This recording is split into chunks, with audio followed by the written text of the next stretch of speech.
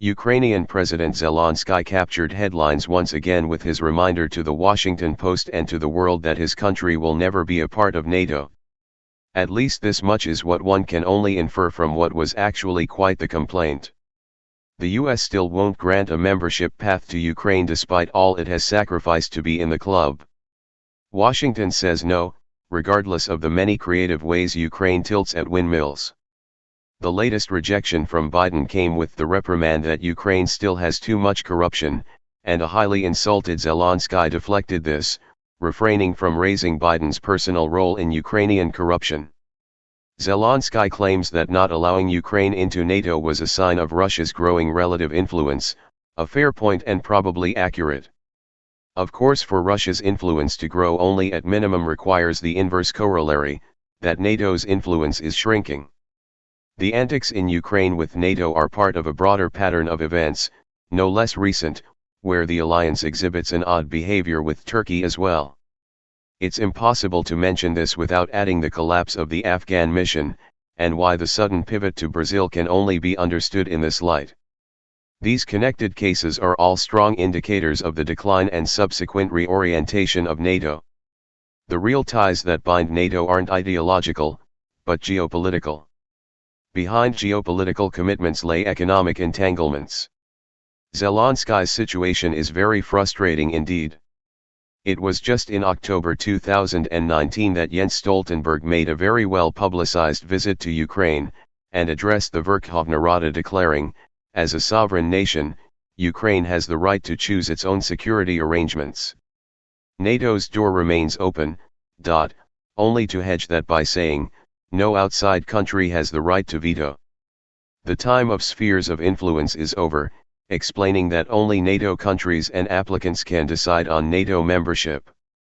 The problem is that NATO countries, at least the US and likely Germany, do not want the Ukraine liability in the alliance. And this is because the time of spheres of influence, through multipolarity, has returned. North Atlantic or Latin America. Courting Brazil is reflective of the US reorienting its hegemony and right-sizing its military operations and supply line security for the new reality. This case by itself may misrepresent that NATO is broadening its power projection in the world. We are in a period of disentangling from distant commitments where supply line security cannot be guaranteed any longer, and so the US moves to increase its hegemony in Latin America. Global finance capital is entirely tangled up, a strength that also comes with grave liabilities, and the entanglements connect China to Europe in ways that work against US hegemonic interest in Latin America. While the US ultimately wants to exclude European industrial concerns from Latin America, it must play at introducing NATO into Latin America so that European industrialists don't push for an EU policy on Latin America that favors China over the US. The particular offer to Brazil to join NATO from the US through National Security Advisor Jake Sullivan was conditioned on dumping China's Huawei. This would be connected to a broader agenda against BRICS. When Trump promoted the idea in 2019, it was met with predictable ridicule in American press. Now that the same is promoted by the Biden administration, it receives due respect. As an aside, it's interesting to see another case in point of the foreign policy of the Trump administration carrying forward into the Biden administration. And this is why Trump was right when he said that NATO was obsolete, a statement that horrified the deep state and the entire globalist banking and intelligence apparatus that supports it. In that sense also, we may instead be seeing the transformation of NATO into something like a PATO, a Pan-American Treaty Organization. All of this points to a US strategy of realizing its place as a very strong continental power upon the Americas within the framework of a multipolar world. It signifies that at the very least, the US is hedging its bets on being a unipolar power of a single world order. Turkey, who needs enemies when you have friends like NATO? None of the NATO armies have directly confronted Russia with live fire in a real operation except Turkey. NATO aspirant Ukraine for its part has, at least quite arguably so in the Donbas, so the message being sent from the US is surely strange. Turkey is undoubtedly the NATO member that isn't. In the course of nearly escalating from a dogfight over the skies of northern Syria, that saw the downing of a Russian jet in 2015 and public uproar in Russia, Turkey stood at the precipice of a major armed conflict. The world waited to see if Turkey would try to petition NATO for a decisive action on Russia. But then cooler heads prevailed, and facts came to light that raised questions about the Turkish pilot's relationship with Gulen. Was there a plot to draw Turkey and Russia into an armed conflict? Consider the meaning through this whole ordeal, wherein we have a Turkey that now is a NATO member on paper only. Recall that after the conclusion of the Russia-Turkey row, the US backed a failed coup in 2016, operationalizing its Gulen assets in the military to overthrow Turkey's elected government. And it backed this coup in the middle of a Turkish military campaign against Syria, a campaign which the Obama administration had itself coordinated and urged Turkey to become involved in. This is all very bad optics indeed, and a sign that NATO doesn't create a reliable defense partnership. NATO stubbornly insists on sending all the wrong messages at all the wrong times, as if being able to get away with such antics might itself be a sign of stability and power. Ukraine commits ritual seppuku to satiate the gods of NATO, but still no NATO membership. Turkey makes a high-risk gambit which could have seen Kurdish dreams of a state realized, simply to satisfy the US mandate to destroy the Syrian state. In response, the US thanks Turkey by trying to overthrow the Turkish president. NATO seems to no longer be able to support or guarantee a new member state like Ukraine, and more, can't even manage to retain its current roster, Turkey, if it involves actual conflicts involving Russia, NATO's raison d'être. A fading memory of a bygone era. A few short decades ago NATO suddenly metastasized into a former set of Warsaw countries in 1999. So what has changed? The world has changed, everything has changed. NATO's strategists can see that any genuine security investment into Ukraine would be lost and even handed over to the Russian Federation in the 48 hours or so it would take for Moscow to complete a military occupation of Kiev. This isn't to say that Moscow prefers this option, but suffice to say, militaries do exist for reasons. The overnight collapse of the US-led occupation of Afghanistan has consumed the public's imaginations for the past week, but how this reflects the general decline and incoherence of NATO is the broader and more interesting story. To wit, this recent geopolitical and military defeat handed to NATO, which was a part of the occupation under the rubric of the unmandated International Security Assistance Force, ISAF, and Operation Resolute Support, is only the most recent chapter reflective of its general period of decline.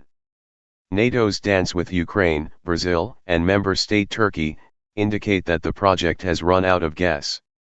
So as NATO's efforts in Afghanistan were ultimately and decisively ended by the 80,000-strong force of Taliban, who are now re-establishing their Islamic Emirate of Afghanistan, it becomes impossible not to connect this to what appear as endemic problems underlying the entire framework of NATO.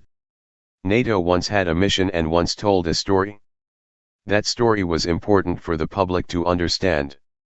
It was a clear story of good versus evil, of freedom versus dictatorship, of democracy versus communism. In short, it was the narrative of the Cold War reified into a military alliance. Naturally, once the USSR and the Warsaw Pact collapsed 30 years ago, one would have thought that the OSCE and similar, could have evolved into security treaty organization including both Western European states and the former Soviet bloc countries. But one would only think such a thing if one had believed that the transatlantic frustration with Russia was primarily driven by a crusade against communism. The EU Army, the US views the EU as a potential threat. Trump's declaration that NATO is obsolete was likely not just a reference to its inability to counter terrorism as he later amended, but rather a more overt declaration that the economic underpinnings of NATO, transatlantic banking, had come to an end. This is because that point much aligns with his trade war against Germany and the EU by extension. NATO and the EU are two quite distinct phenomenon, and while interdependence engendered mutual success in the post-war era, the period we have entered bears a different logic altogether. The one country's leadership that has stood up and said, "Come extract our resources, come take our labor supply, come IMF, and lend to us, come America and put your bases on our soil, has been the Ukrainian. Odd then that Ukraine finds itself out of luck with NATO and, quite separately, the EU. The US has typically incorporated EU states into NATO, which had long painted the illusion that the EU was fundamentally a NATO-friendly project in its rationale and long-term goal. Rather, it's better conceived as a touch-and-go series of negotiations between frenemies. Post-war Europe has sought to develop enough capital and technique through decades of rebuilding and later expansion into the regions first prospected by the German Third Reich, but until recently could only do so with the U.S. approval and support. The words of NATO's first Secretary-General Lord Ismay are probably more to the point, when he said the NATO mission was to keep the Russians out, the Americans in, and the Germans down. But what if Germany no longer wants to be kept down? While much of Europe's financial concerns are tied up with a banking conglomeration which blurs national barriers even at the transatlantic level, the industrial concerns and, in plain terms, the physical economy of Europe is viewed as a competitor economy to the U.S. As all economic facts of life, they have profoundly political corollaries. The EU's premier states, Germany and France, have for the last 5 years quite audibly pronounced the need for an EU army. The Obama-era response is that one already exists, called NATO. The Trump-era attitude seemed warmer to the idea, even if superficially concealed with the language of NATO states paying more of their share, even if the New York Times put words in his mouth that may have been, in a strange twist, closer to the truth. Biden now appears to have inherited whatever Trump was able to establish. Whether the US would just allow a parallel establishment which excludes it, to rise up, is a good question. So far, they have done little to counter it besides creating some information war confusion on the status of the question. There is a precedence for a European Defence Organization, in fact it precedes NATO. Known then as the Western Union Defence Organization, WUDO, this was the core of modern NATO sans the US. The US will continue to be a top-level regional hegemon, if it can better orient its productive and financial vectors. It also would need to invest in infrastructure and reduce the austerity imposed on its working class. We should expect to see the US continue to downsize its commitments outside of the Americas, and we expect to see the US increase its efforts to reintroduce a Monroe Doctrine 2.0 inside the Americas.